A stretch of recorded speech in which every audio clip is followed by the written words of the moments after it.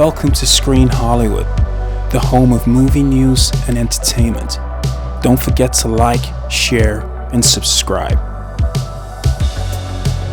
Hello, it's Adam. Welcome back to Screen Hollywood. If you're new here, hit the like, subscribe, and notification bell so you never miss an update. Also, bookmark and subscribe to our news publication at screenhollywood.com, where we provide all the latest entertainment and news information first. Okay, all right, let's get right into it. A headline drop that on any other day would have made me, and probably you, roll our eyes so hard they'd do a full 360. The headline reads, New Resident Evil movie in development. I know.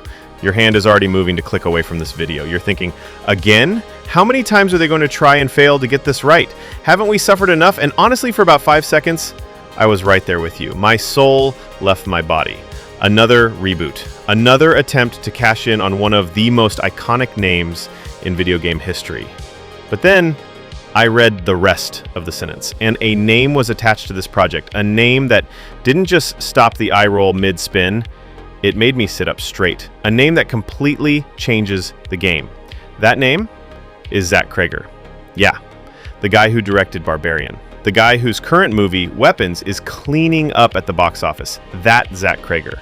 And suddenly, a project I had zero interest in became one of my most anticipated movies.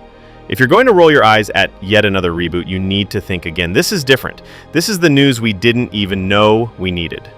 Let's talk about why this is such a monumental deal. For over 2 decades, the Resident Evil film franchise has been, to put it mildly, a masterclass in wasted potential.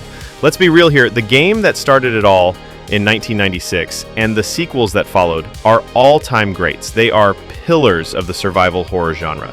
They taught us the meaning of claustrophobia, of resource management, of genuine atmospheric dread, the sound of a creaky door, the moan of a zombie in a dark hallway, the panic of having only 3 bullets left. That was Resident Evil. And what did we get on the big screen? For 6 movies, we got the Paul W.S. Anderson and Mila Jovovich show. Now, no disrespect to them for creating a franchise that made $1 billion, but let's call it what it was. It was a soulless, brain-dead action schlock fest.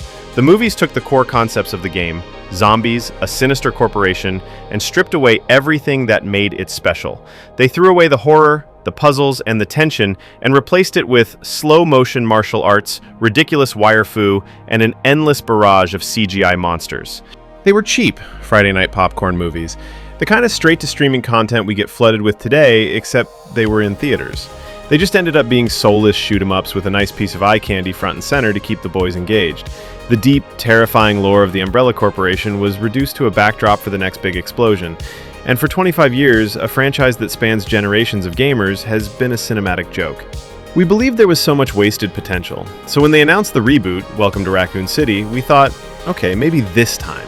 Maybe they'll finally respect the source material. And while it was certainly more faithful in its aesthetic, it still felt cheap. It crammed 2 games into one movie and ended up being another forgettable entry. So yeah, forgive us for being cynical. The Resident Evil name has, until now, been synonymous with low-effort cash grab. But now Zack Kger is taking the helm. And trust me when I say this, you can expect the quality of storytelling, atmosphere, and production to increase by about 5,000%. If you've seen Weapons or Barbarian, you know exactly what I'm talking about. Barbarian is a masterclass in subverting expectations. It starts as one kind of movie, a tense thriller about an Airbnb mix-up. Then, it pulls the rug out from under you and becomes a completely different, utterly terrifying creature feature. Then it does it again, shifting perspective and tone in a way that is just breathtakingly confident. Cregger understands tension. He understands pacing.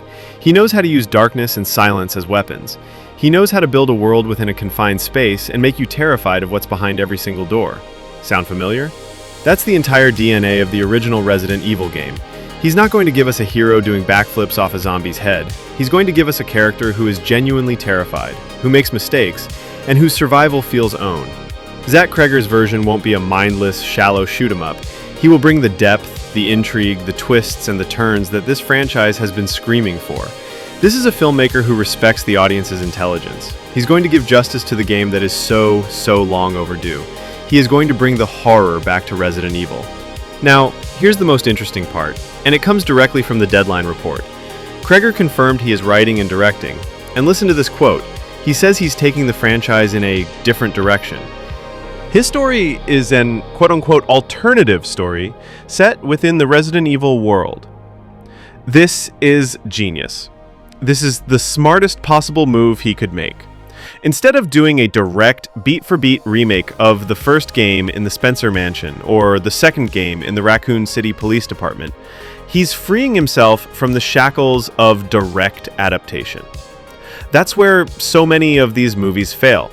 They're so busy trying to cram in every character and plot point that they forget to be a good movie.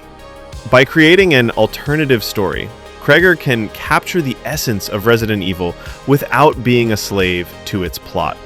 He can give us the core ingredients: the sinister Umbrella Corporation, the horrifying bioweapons, the desperate survivors, the claustrophobic environments. But he gets to build his own narrative within that sandbox. Think about the possibilities. A story about a group of scientists at a remote Umbrella facility as the outbreak begins. A story about a family trying to escape a smaller town on the outskirts of Raccoon City. A story set in the immediate aftermath, dealing with the political and corporate fallout. He can create new characters that we aren't familiar with, which means their survival is never guaranteed. He gets to give us that signature Cregger misdirection. We won't know what's coming next because it's not in the game. He confirmed he will stay true to the origins, and that's the key. The origin of Resident Evil isn't Alice. It isn't a laser grid hallway. The origin is horror. It's corporate greed creating monsters. It's the slow, creeping dread of knowing you are trapped with something inhuman. Zack Kger is not a director for hire. He's a visionary. He's the guy who took a wild, original idea and turned it into one of the most talked about horror films of the decade. And now, he's bringing that vision to a world we love, but a film franchise we've had to endure. So, for the first time in a long, long time, I am genuinely 100% hyped for a Resident Evil movie. This isn't just another reboot. This is a rescue mission, and Zack Kger is the perfect person to lead it. But what do you guys think? Does the name Zack Kger instantly change everything for you too? Are you finally excited for a Resident Evil movie? And what kind of alternative story would you love to see him tell in this universe? Drop your theories and your hype down in the comments below. If you enjoyed this breakdown, do us a huge favor and hit that like button, subscribe to Screen Hollywood, and ring that notification bell so you don't miss our next deep dive. Thanks for watching.